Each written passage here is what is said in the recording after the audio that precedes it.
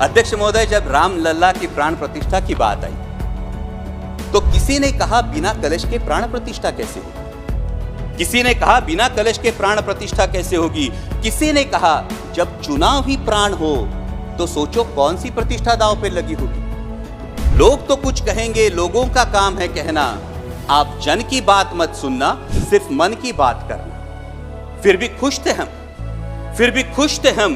500 साल का सपना जो पूरा हो रहा था, हमारे अंदर का हिंदू भी पूरी तरह से जाग गया था। तो चल पड़े अयोध्या की ओर, रामलला की दर्शन की आस लगाए। चल पड़े अयोध्या की ओर, रामलला के दर्शन की आस लगाए।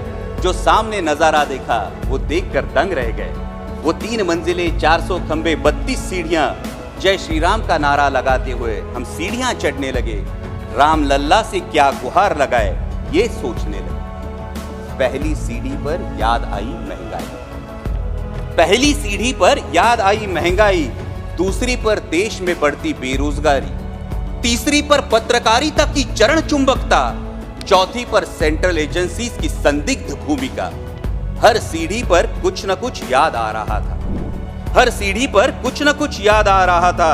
कहीं 15 लाख का जुमला, कहीं किसानों का आक्रोश था, कहीं महिला कुश्तीगिरों की वेदना थी, कहीं सालाना 2 करोड़ रोजगारों का वादा था, कहीं बढ़ती सांप्रदायिकता थी, तो कहीं चुनिंदा पूंजीपतियों पर मेहरबान हमारी सरकार का चेहरा था।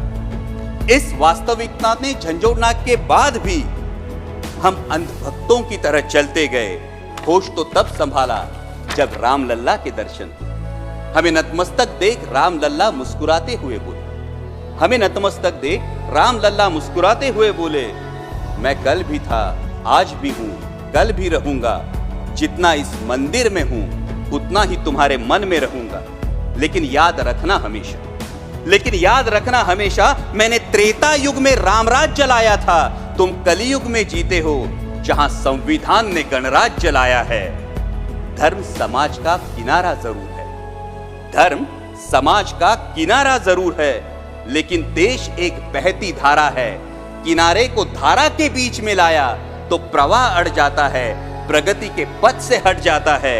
इसलिए धर्म का ठेकेदार नहीं, पहरेदार बनना चाहिए। इसलिए धर्म का ठेकेदार नहीं, पहरेदार बनना चाहिए।